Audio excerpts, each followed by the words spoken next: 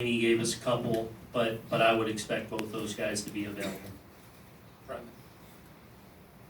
What's the likelihood you would start Hicks in game 3? I would say there's definitely a chance of that.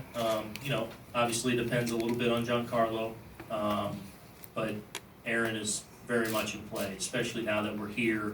The center-left combination of him and Gardy. It was good to get Aaron into the game last night. Thought he had a good at-bat. Looked like Aaron Hicks, so he'll very much be part of the conversation moving forward. Ken. Aaron, when you're going against a guy like Cole, who arguably is the best pitcher of the game at this moment, how much do you modify your strategy or expectations just going into the game? Not a lot. I mean, we expect to have success. We know it's going to be tough.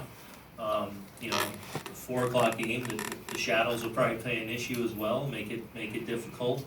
But hopefully, as a group, we can have some success against them. Whether that's wearing them down a little bit, whether that's taking advantage of a couple of mistakes that we do get.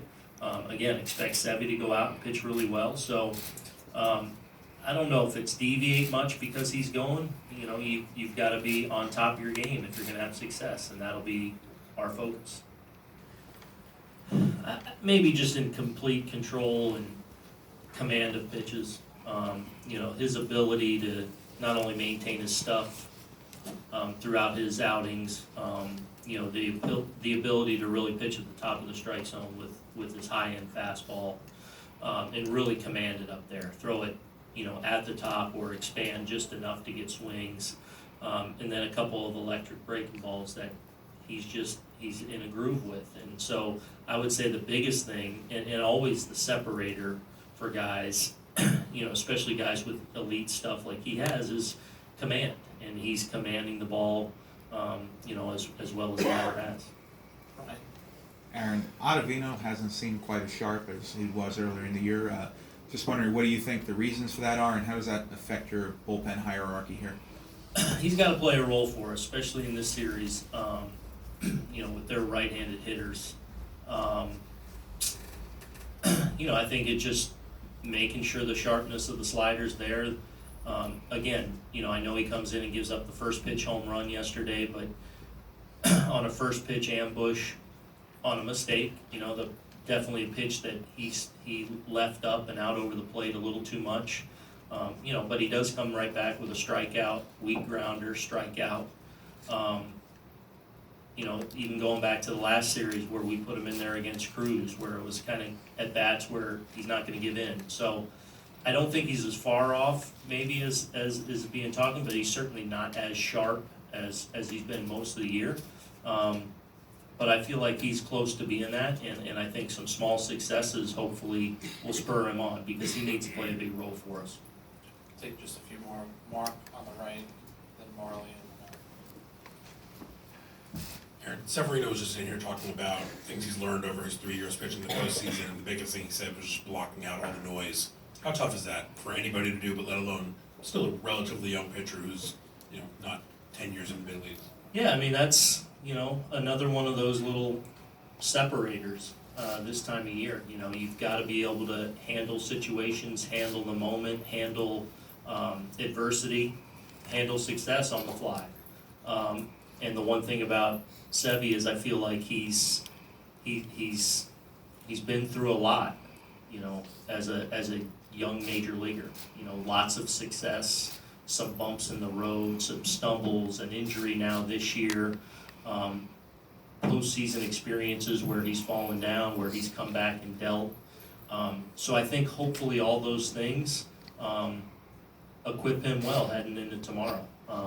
And so far, since he's come back from the injury, I feel like he's handled himself really well. We saw in the Minnesota series where, he got in about as big a jam as you can get in, and I thought was in complete command of himself and of his emotions, and ultimately was able to execute and get out of a huge inning and give us a good outing. So I feel like he's very equipped to go out there, and whatever the result ends up being, he's in command of the moment. Outstanding decision, in terms of replacing him in the roster because you couldn't use it possibly in the World Series, like if this was the first round, it would be a little bit different, but if you replace him, you certainly couldn't. Yeah, I don't know about first rounder now. I mean, obviously, we understand if we had to replace him, then he's down for the rest of the postseason. So, you know, it is a sensitive decision, you know, a tough decision, and hopefully we make the best decision. But I don't know if this round changes that at all. We'll just try and evaluate and you know, try and get as honest as feedback as we can from Giancarlo, which he's on the same page with, and feel like we're having good communication there, and try and make the best decision for us moving forward. I thought he got a little sharper in the next one and the next one.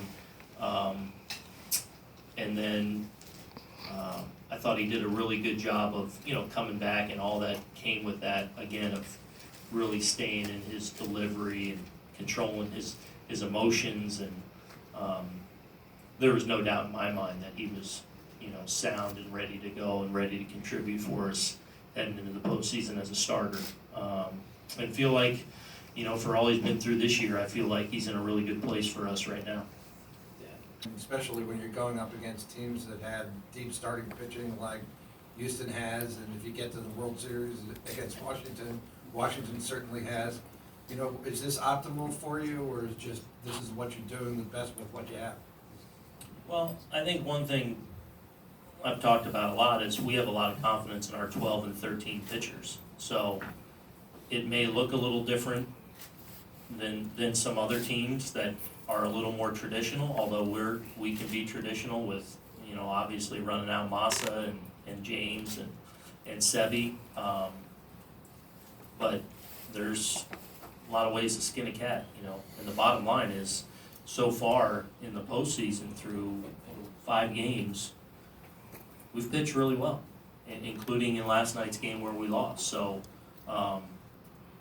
you know, in the end, you got to get 27 outs. Last night we needed more than 27 outs, and we feel like we have a pitching staff capable of doing that at a high level. I think so far we've shown that, and expect this to continue.